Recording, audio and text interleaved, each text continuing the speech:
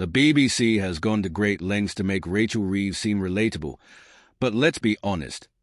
This interview feels completely forced and has turned into a disaster. It's painfully obvious that no one is buying this manufactured attempt to make her appear down to earth. In today's video, we'll dive into this awkward spectacle, break it all down, and share our honest reactions. Plus, we'll be covering the latest news from across the country, so stick around for all the updates. Before we jump in, don't forget to hit the like button, subscribe to the channel, and become part of our ever-growing community. This week, Rachel Reeves appeared on a BBC podcast to boast about how careful she is with money. She mentioned bringing a lunchbox to work, clearly an attempt to appear relatable to the average person. Yet, no matter how hard they try, it's almost impossible to make her seem less robotic and more human. You said last time you were on Political Thinking that your mum kept every receipt because she wanted to check that every single penny added up. It wasn't just because she wanted to check, she needed to check. We didn't have loads of money, we weren't poor. My mum was a primary school teacher, as I said. My parents split up when I was at primary school, so we didn't have loads of money. And so she needed to make sure that everything that she was spending, she could afford.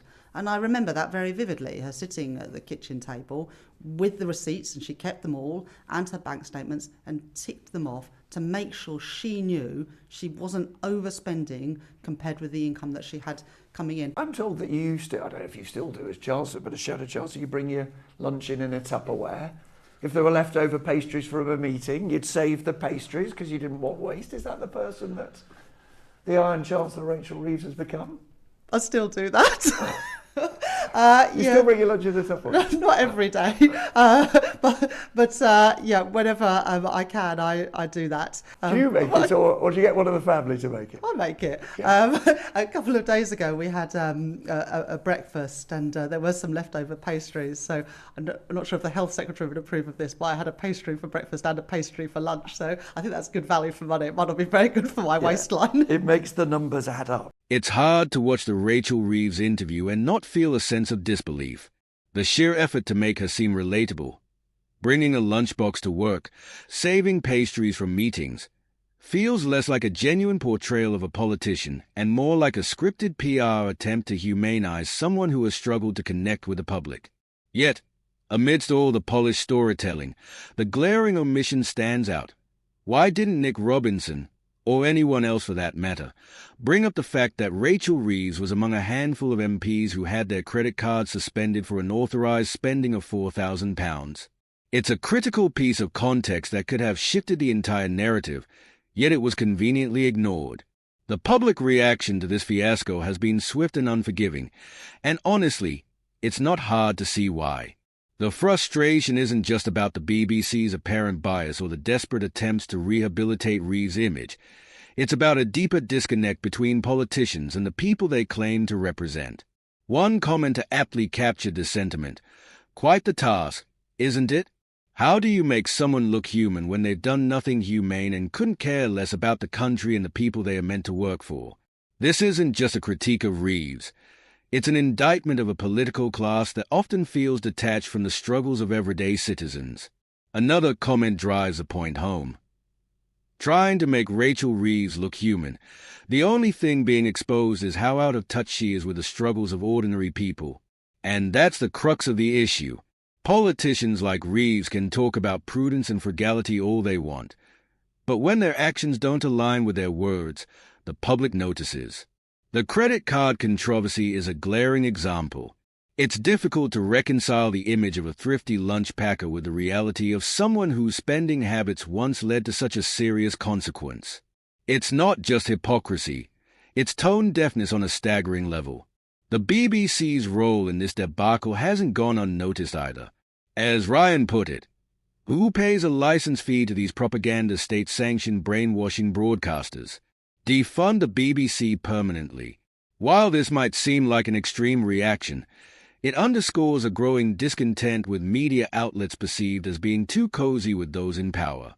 The public expects journalism to hold leaders accountable, not to serve as an extension of their PR machinery. By failing to challenge Reeves on her financial history, the BBC missed an opportunity to provide a balanced and meaningful discussion.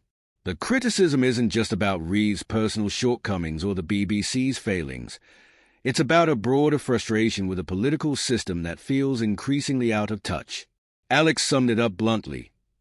Rachel Robot Reeves will never look human because, quite frankly, she isn't. She doesn't care at all about the people suffering from her dreadful decisions. This sentiment reflects a growing disillusionment with leaders who seem more focused on optics than on addressing real issues. It's not enough to appear relatable. People want substance, accountability, and tangible results. Another commenter hit a nerve with this observation. I'm embarrassed for her. They think we're almost completely dumb and blind to what they are trying to achieve. This sense of condescension, of being talked down to by politicians and media alike, is a recurring theme in the public's reaction. It's not just about Reeves.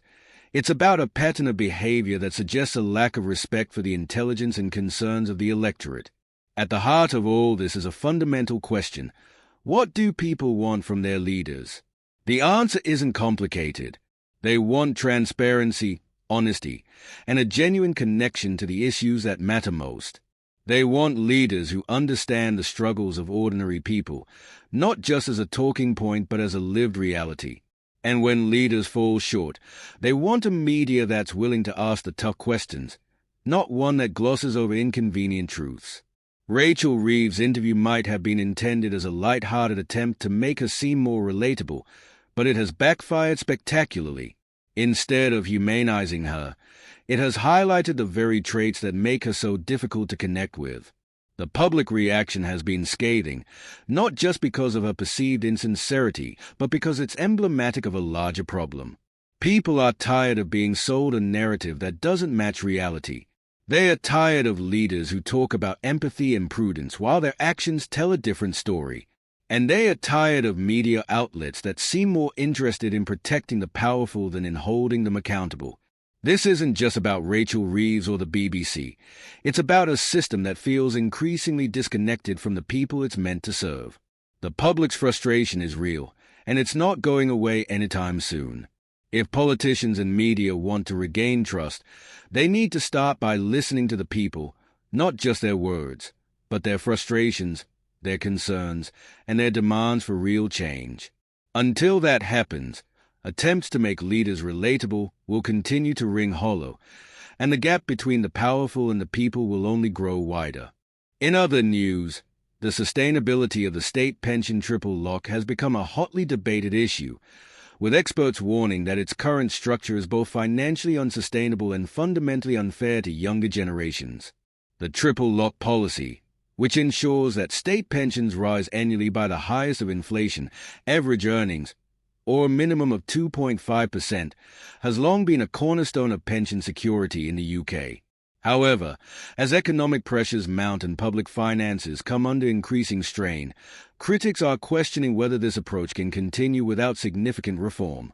Stephen Cameron, a prominent retirement analyst, has highlighted the potential risks of maintaining the triple lock in its current form. He argues that, over time, this policy could lead to pensioners receiving higher annual increases than the average wage growth, exacerbating the economic divide between retirees and the working population. Cameron proposes introducing smoothing mechanisms to the formula, which would tie pension increases to average earnings growth over a longer period. This, he suggests, would avoid the sharp fluctuations seen during times of economic volatility. Additionally, Cameron has called for a review of the 2.5% minimum guarantee, arguing that it no longer aligns with the economic realities of reducing inflation to a target of 2%. Such changes, he asserts, would create a more sustainable and equitable system while still protecting pensioners' incomes. These proposals have sparked significant political controversy, particularly following comments from Conservative leader Kemi Bardino.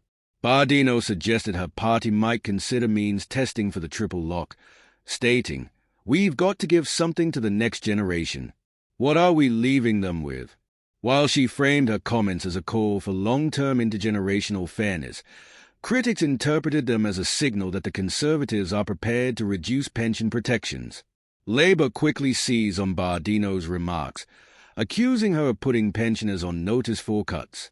A Labour spokeswoman labelled the comments a betrayal of older generations, claiming they reveal the Conservatives' disregard for retirees' financial security. The Liberal Democrats also joined the backlash, with Treasury spokeswoman Daisy Cooper launching a scathing critique. Referring to Bardino as bungling Bardo, Cooper accused her of using pensioners as scapegoats for broader economic challenges. She demanded that the Conservatives immediately clarify their stance on the triple lock, warning that any move to cut pensions would disproportionately harm vulnerable retirees. Cooper also pointed out that such measures would undermine trust in the government, particularly at a time when many pensioners are already struggling with the rising cost of living. While Labour has been vocal in its criticism of Bardino, its own position on the triple lock remains ambiguous. Although Labour leader Keir Starmer's spokesperson has reiterated the party's commitment to ensuring pensions reflect the contributions made over a lifetime, they have stopped short of guaranteeing the triple lock in its current form. This has led to accusations of hypocrisy, with critics arguing that Labour is more interested in attacking the Conservatives than offering a clear alternative. For voters, this lack of transparency from both major parties only adds to the frustration surrounding the issue. The debate over the triple lock has also reignited broader discussions about intergenerational fairness and the challenges of managing an aging population. Supporters of the policy argue that it has been essential in protecting pensioners from poverty, particularly during periods of high inflation or economic downturns. They maintain that the triple lock is a promise to retirees who have contributed to the system throughout their working lives, and that removing it would represent a betrayal of that trust. Opponents, however, see the triple lock as an increasingly unsustainable burden on public finances, particularly as the ratio of working-age taxpayers to retirees continues to shrink. Younger generations, already grappling with stagnant wages, soaring housing costs, and economic instability, may feel alienated by a system that appears to prioritize pensioners at their expense. Bardino's remarks about living off our inheritance have further highlighted these tensions, raising questions about the responsibilities of the present generation to both retirees and future taxpayers. This complex debate is unlikely to be resolved quickly, as both major parties navigate the political and economic pressures surrounding pension reform. They face the difficult task of balancing fairness, sustainability, and public trust. The triple lock, once considered a cornerstone of pension policy, has now become a flashpoint for wider frustrations about inequality, generational divides, and the role of government in safeguarding financial security. Whether through reform, replacement, or retention, the future of the triple lock will have significant implications for the UK's social and economic landscape. Ultimately, this issue goes beyond numbers and policy proposals. It is about the kind of society the UK wants to build, one that respects the contributions of retirees while ensuring the system remains viable for future generations.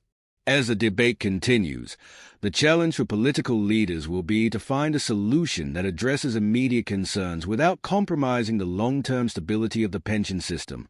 For now, the triple lock remains both a lifeline for millions and a symbol of the difficult trade-offs facing the nation. Thank you for taking the time to dive into this important discussion with us. The future of the triple lock and the broader challenges of pension reform affect us all, and staying informed is the first step towards meaningful change. If you found this analysis insightful, don't forget to like, share, and subscribe to the channel.